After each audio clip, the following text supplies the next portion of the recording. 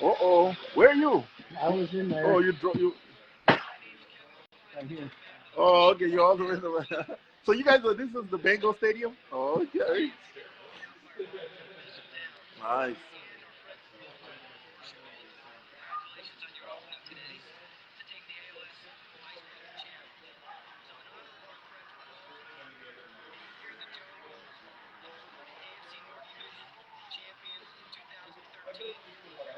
2013. Oh, 22. Oh, wow. Like 11 years ago.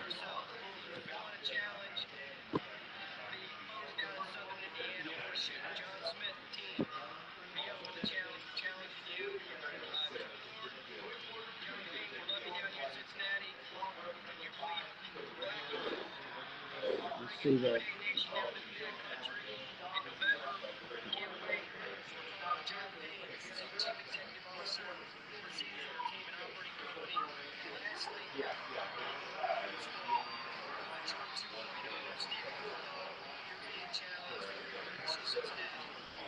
Uh-oh. Oh, shit. It's everybody at the same time. Yeah. That's crazy. Mm. Oh, my God. That is dope, though. That is nice. That is awesome. That is awesome.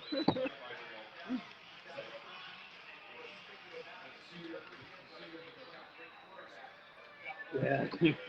Close. It was pretty cool. That was cool. I mean, something like that in a brotherhood setting, that's awesome. They took good care of us.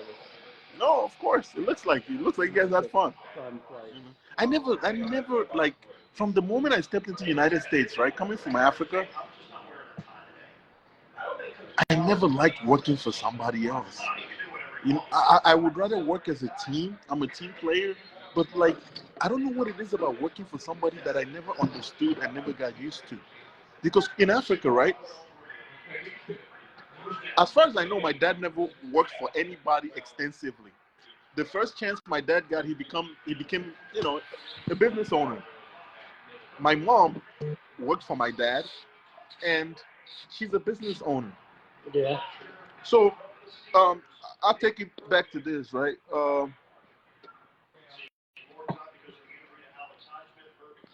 So, I'll take it back to this, right? I remember working at Walgreens.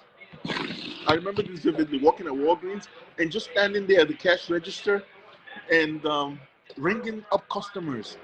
And this was when I was trying to figure out if I wanted to go to like pharmacy. My dad was pointing me to go to pharmacy school, and I was thinking to myself, what do I really like about working? I hated it. I love making money, but the way, the means, the avenue, I hated it. I have to come in, punch in, and have to hear people's mouth about being there exactly at 8 o'clock. And I didn't like any of that stuff. Yep. I wanted something that gave me the freedom I was used to in Africa. You know what I mean? And that was the beginning of my experimentation. I started trying different things. You know, that was how I started flipping cars. I was walking down on Lawrence. I saw this Dodge Plymouth Neon that was on sale for like I think $1,000. I was able to, I think 1,500. I negotiated it down to $1,000. I was able to buy it with a friend of mine. Eventually, my dad bought him out. That was how I started, car Really, off flipping. the Yeah, Dodge Neon. yeah. That was the first car. That was the first car ever. You know what I mean? That was the first car ever. You don't see any of those on the road now. You know what? I saw a guy with a couple of, he brought back flashbacks. That was the first car I ever owned in the United States, a Plymouth Neon. And I banged that car up so much, eventually I had to get a whole body work. And then I had gone to this body shop on the south side on 59th Street, and these guys took advantage of me. I was new to the United States. I didn't know what the hell I was doing. I didn't know what quality body work looked like. So because of the year and nature of the car, I think it was 97, they just gave me a bullshit body work. You know what I mean? After a couple of weeks or months or something like that, the paint was peeling. I don't even think they did like primer, none of that stuff. They just sprayed the car, charged me like $700 and just bounced. Oh man, it was such an experience. But that started it all. You know what I mean? And having that kind of car then and today, like having a Maybach is just like, the American dream is alive, but you have to work. I just think back then, if you have to work 8 hours, now you have to work 18 hours. to be able to get a piece of Americana and get that reality. You know what I mean? That you want, because they sell a lot of people on what America is. It's still that, but they don't sell them on the amount of labor you have to put in to achieve the same thing. You know what I mean? And I just think a lot of people don't get it. That's why a lot of people fall for the whole scam. Like for example, in the United States right now, a lot of people don't understand marriage is a business. They don't teach young men this, that marriage is a business. As much as you love her, as much as she loves you, if it goes south, you're gonna find out real quick who you're married to. You're not married to her, you're married to the state. And a lot of men don't know this. I had to go do my research to figure out why it is divorce is so rampant. You know what I mean? Is it that the men don't love the women? Is it that the women don't love the men? Is it that both don't love each other? And I start to find out is the incentive. Women are incentivized if they decide to leave. That's America now. You see what I'm saying? And that's why I advise a lot of young men, the ones that I mentor, have a lot of financial leverage significantly. Like if she makes 50,000, try to make 500,000, and then you can get married. You know what I mean? So at the end of the day, if that divorce costs you 100,000, just charge it to the game. It's 20% of your net, so that's okay. You know what I mean? So, but a lot of guys won't listen. They buy into this pipe dream. House, white picket fence. Happy wife, happy life, all that stuff. At the end of the day, they find that at 65. I have my dad's friend. He's a pharmacist. I don't know if he's still alive right now. He lives in the old people's home. He worked for the corporate, giants, the major pharmaceutical companies, Walgreens, all these people. And then eventually he ventured off into owning his own pharmaceutical company. He had a storefront pharmacy, and his divorce happened at old age. I felt so sorry for him, man. And not only did he get divorced, his wife turned his kids against him. The highlight of his divorce was when one of his kids whooped his ass. He's an old man. You know what I mean? And a lot of people ask me why, they try to sell me on marriage and why it's such a beautiful thing. And they wonder why I'm not jealous of them, because I come from a marriage. I know what kind of marriage works and what kind of marriage doesn't. My grandfather, who was a polygamist, he didn't have no issues. Not with one of his wives. I mean, don't get me wrong, it wasn't issue free, but he wasn't having the kind of drama and the kind of control that you see in monogamy, where one person believes they dominate and should be the dominating factor in your life. You know what I mean? As far as your money, your energy, your attention, and your time, they believe that they should dominate that, and I say no. You know what I mean? And that's why if you look at Arab countries, say what you want. The average modern American woman will tell you, "Oh, those Arab women, they're not happy," but I don't see them running to the United States. You know what I mean? I don't see them running over here. They're over there being taken care of. They like it that way. And then the funny thing is that when you give an American woman the same opportunity that they say they want, to work and because be dominant in the corporate world, they're very competent. Yep. You know what I mean? And you know why I say that? I say that as a general statement because it's more than 50%. More than 50, because if something is more than 50%, it's true. Like for example, cigars are round. Don't tell me about all the square cigars and the spherical cigars. For the most part, they're round. You know what I mean? So, but you find people arguing those tangential arguments like, oh, I've seen this square one in Colombia, and I've seen this one that is triangular in Russia and stuff like that. Man, shut the fuck up. For the most part, this is how cigars look. You know what I mean? So what I say to a lot of young guys is this: like, just engage in less arguments. You know where you stand. You know the facts. Just like if you find yourself saying more than 3 sentences to make your point, you're already talking too much. Especially when it involves like male-female dynamics. Jeez, is he dead? Shit, that is bad. And the funny thing is that these guys are not very bulky, but I guess their flexibility and how small they are, it helps their recovery. But that was a bad hit. Jeez. I went to a coach. But he's good. He's good. Yeah. He's good. These guys are tough, man. I went to a Colts game, Yeah. and they took us down on the field while they were playing. There was a play right in front of us, and a guy got hit. I was like, "There's no way I could do this. I would die out there." I don't know. I'd rather put my son in the management side than in the field. You know what I mean? I know the football players, they get all the women, they get all the attention, they get they get the same. But man, That's brutal. Look at Coach Prime. He lost his right big toe. Yeah. Had to be cut off. Remember back in the 80s when he used to play two sports? He used to play baseball, and then he'll finish football, run over to the baseball field. All that stuff hurt him real bad. But he's enjoying the success, but without a big toe. And probably in a lot of pain. Yeah, because he's always in and out of the hospital. Yeah. So that's the only bad part about it. So at the end of the day, I don't know if it's worth it. You know what I mean? And that's, I think, in the United States, I'm going to speak in general right now. I think one of the lost art that is foundational to the United States as a country that made this country great is that most men don't want to go through the fire to build their own business anymore. Because if you go back to the glory days of the United States, even the black community, right?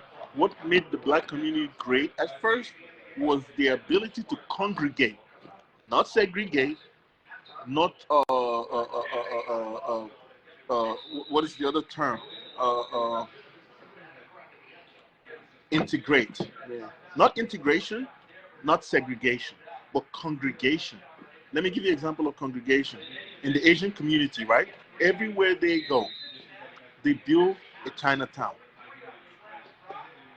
So in Chinatown, their money circulates in there. So now, let's say you have a Vietnamese person that cooks, say, fried rice next door, and then there's another Vietnamese restaurant down the street that cooks it, and let's say business is good for one of the guys, and business is kind of good but slow for the other guy. In certain situations, because of the ability to congregate, this guy runs out of rice. He can run down to this guy and say, hey, let me have a couple of bags. I'll upsell it to me. I'm going to return it once I get my shipment, and I'm going to pay you XYZ above sticker price. You know what I mean? To incentivize you to let go of. People don't understand business no more. That's the bottom line of what I'm saying. People think segregation will solve their problem or integration. Black kids sitting next to white kids in a classroom will not do them any good if they go back to bad homes. Black kids staying away from white kids will not do them any good if they go back to bad homes. But black kids that come from good homes where their parents are willing to do the work and congregate with other black kids that come from good homes where their parents are doing the work, they get the full benefit. Yeah. You know what I mean? So people, I always tell people these days. It works that way for everything. It does. And that's one of the things I tell people these days. Like, the present is not. I think racism is something of the past now, for the most part. Because if you look at the super rich, they don't practice racism. They're all in bed with each other. I mean, look at Mike Zuckerberg. He was pushing Kamala Harris' agenda as soon as the election, and he went and shook hands with Trump. So, but poor people don't get this because even in our world today, it's not well defined. People don't know the difference between being poor and being broke. Broke can be fixed. Poor is going to take a lot of reading and change your mindset.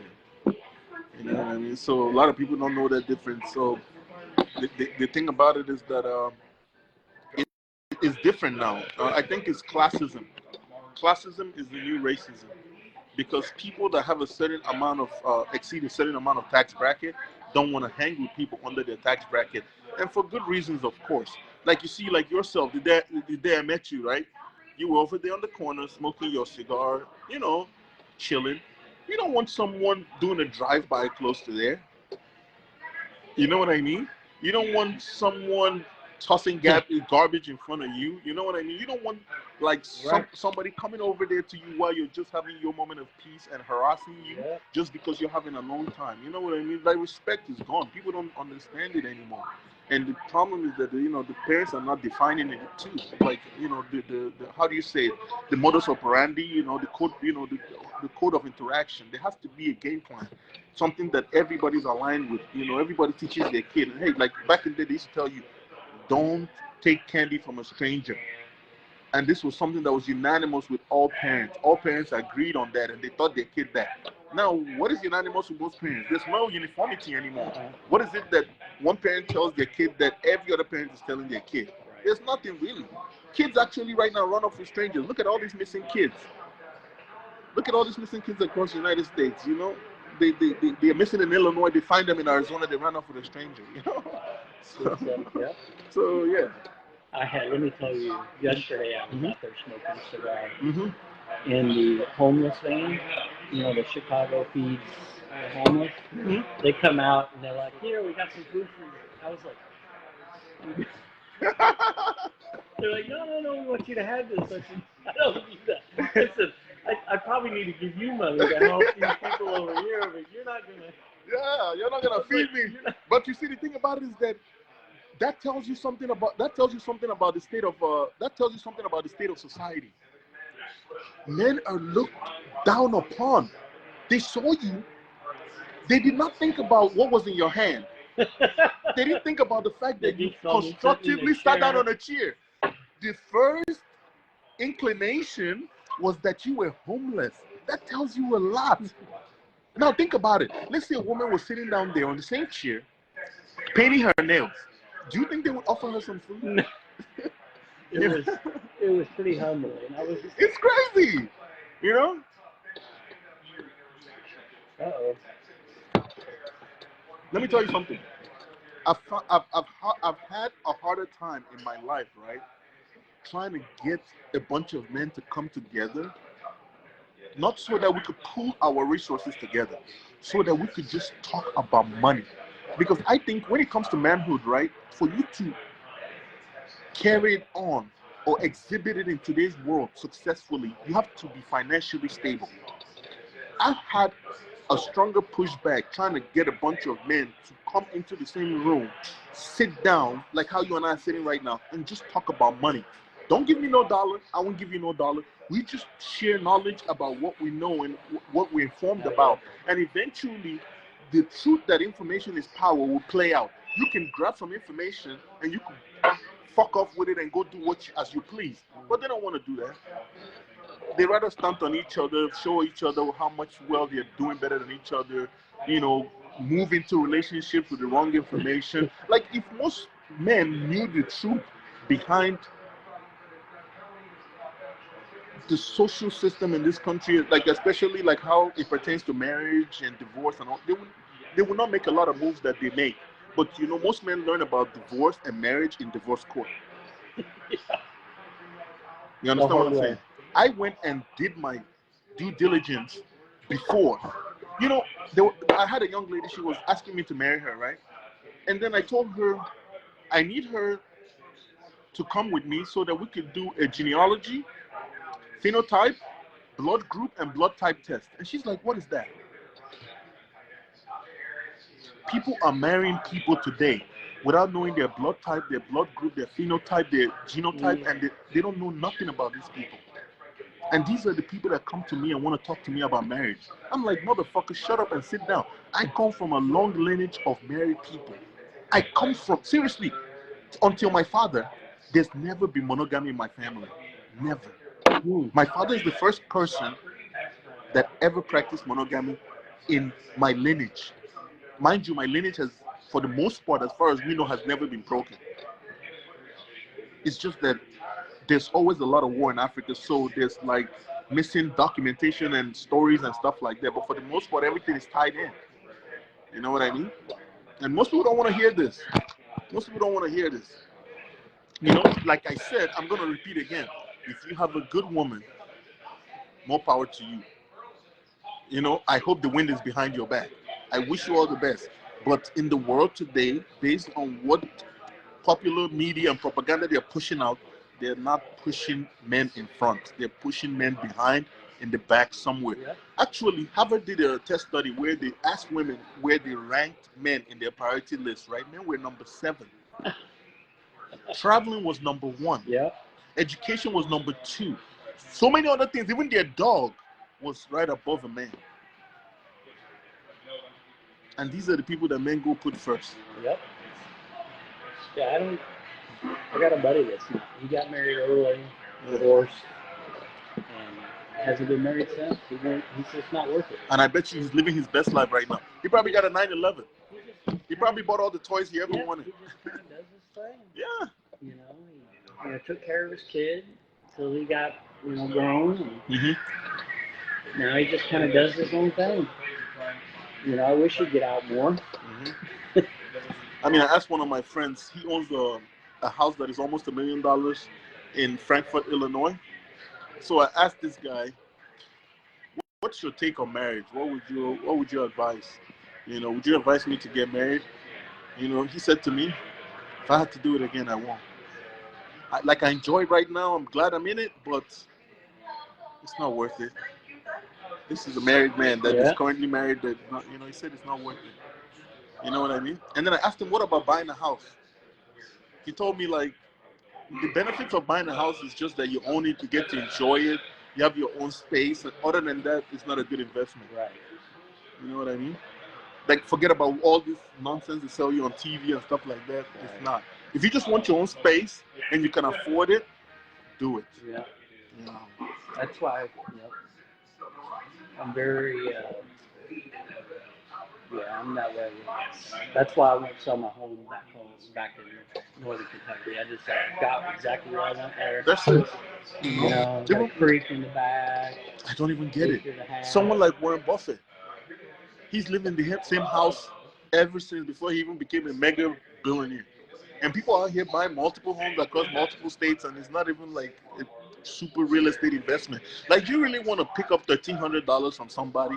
Just buy a fucking Lexus and put it on Turo. You could get that money every month, But they lie to people about this equity thing, and people don't do the math about economic upturns and downturns, and they lose their ass. Look at what happened in 2008. It was those people buying into the old American dream that the boomers benefited from. It's not coming back anymore. Hey, for most of you guys listening, what the boomers experienced is not coming back. And we're not going to have that experience again. People always think that they're going to, have the whole G.I. Joe, GI Bill effect with what real estate did for the boomers. I don't think that's coming back. If you're lucky, you find a market that is undervalued and you benefit from that, but it's not widespread. Right, not anymore. It's not everywhere. It's in little pockets. Maybe you go to Oklahoma, the poorest state in the union, and then you get lucky. You buy a house somewhere, a couple of houses, then there's gentrification, and then you come up on value. That's about it. That's about it. But you see, some of these things, you cannot find this out unless you're an avid reader, conversationalist, someone that watches podcasts, someone that engages other men. Back in the day, how most men got their information was interacting with other men. They sit down, they talk, they get, bars that's why bars were so popular, you know what I mean? Because men sat down, whatever it is, whether they were talking about, women, whether they were talking about money, they had somewhere they could come and congregate. You see, it comes back to the same thing I was talking about. Congregation is, even the church has to congregate. Ever since they started doing live streaming, it's not the same anymore. Yeah. It's not the same anymore. But nobody will tell them. You know what I mean? Nobody will tell, because why? Hobbies. And my wife supports me in everything I do. She doesn't get on me about smoking cigarettes. That is great. She doesn't. She lets you be you. She doesn't. Here, let me show you one of my. I like plants.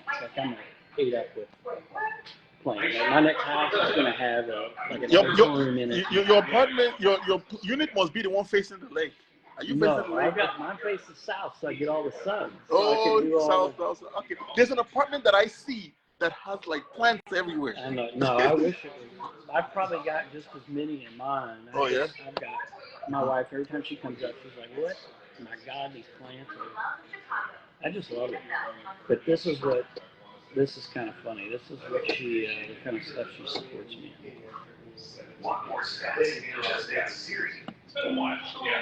If I could find something here. No, he decided not to. Oh, okay. So I live in a subdivision. Oh, you want to be an agriculturalist or whatever So they my call it. family were farmers. Oh, that's good. But That's one of my biggest dreams, to I've become got one of these in my garage to in a become. subdivision. Oh, that's nice. Do you use it for anything, or it's just there? You just like looking at parades. Oh man, you're a weird one, man. I know. You know what would benefit a guy like you is having a property on a farmland. Oh, nice. Oh, that's nice. Well, my grandpa had one. That's what I enjoy. I enjoy tractors and my truck. I got an old Ford truck. I mean, it's in your DNA, kind of, I like that kind of stuff. Because the DNA holds like memory cells. You know what I mean? So some of the things that your parents enjoyed, you have okay. Oh, you have a beautiful wife on your hands, and she seems like a farm girl too. Like she likes the same kind of stuff. You know. She supports it. So She goes to tractor shows. That helps. She goes. That helps. Even if she doesn't like it, she comes. I want another one. She's like, let's just think about it. We don't have room right here. I don't want to put another tractor in the garage. I'd like to park my car in the garage in the winter. Especially like when they're not being used for, it's just like a hobby or something or that. Yeah. That's one big dream that I have. Actually, running an industrial or commercial scale farm in Africa. Eventually, that's what I want to do. Because um, my goal here is to push this business that I'm doing right now to a commercial level, maybe 40, 80 cars, and then after that, my goal is to open up a dealership where we could rent/sell cars, and then have a body shop, an event mechanic shop, and then a junkyard. You want to do that here in Chicago? I don't care where I do it, but anywhere that sales will not be slowed down. You know what I mean? So I want to have the dealership/car rental business in same location with the junkyard, the body shop, and the mechanic shop, and then that will run it as we'll run it as a conglomerate. You know what I mean? And then that way, if the rental cars and the cars at the car dealership need parts, we have our junkyard. If they need mechanic and body work, we'll have, so it's a full circle kind of. Somebody run Exactly, enterprise. And then I could just go do my farming, in peace. That would be cool. Yeah, that's my plan. Because in Africa, where I come from, we have a lot of land. My dad owns a lot of land. So, I could use that land to, carry a lot of stuff. Now, you're an only child? I'm an only child. Yeah, so you got all that coming. Yeah, so, I have a lot of work to do, like one of the most profound things my dad said to me was like, hey, you know how life works? Don't bank on what I have. Go get yours. I'm not going to be on this planet forever. Eventually, when I pass on, everything I have is going to be yours, in addition to what you've acquired for yourself. And I hold that in front of my, you know what I mean? So I don't think of what my dad, seriously, I've never thought about anything my dad owns, you know what I mean? So, because I run the same, I run the same business with my dad. He runs the same business in New York. My dad came to this country in 1988. He worked for Rush. He did a bunch of stuff, hustles there and there. And then eventually ended up becoming a taxi driver and drove taxi for a long time, and then started a taxi big company and limo and all that kind of stuff. So he's done that for years, used it to accomplish a lot. My dad is the kind of person, he believes in like human capital, so he gave a lot of people scholarship to go to universities and stuff like. So now I have like cousins and nephew, uncles and stuff like that. They're like doctors, they work in the port authority, they're lawyers, all kinds of stuff, police. So he's happy with that. So I told him, now it's time for you to enjoy yourself. So I told him, why don't you join me in this business? So you do run it in New York, I run it here in Chicago. And we just slowly but surely just grow the business. Because the business has a lot of potential for growth. They have people making like, I just came back from the summit, the conference for the car rental business. There was a guy there, he was making like $25 million a year. He owns 1,400 cars. There was another guy there, he has 300 cars. He makes $2.5 million a year. So there's potential depending on the team you have around you and how you run it. Exactly. So I'm very keen on surrounding myself with people that are productive, because I found out that unproductive people they destroy because they cannot produce, so they destroy. Yep. You know what I mean? And if you look around the country, that's the same story everywhere. The people destroying are not the people that can build. It's the people that cannot create anything. So they focus on destruction because they don't have any other skill. Nope, that's very true.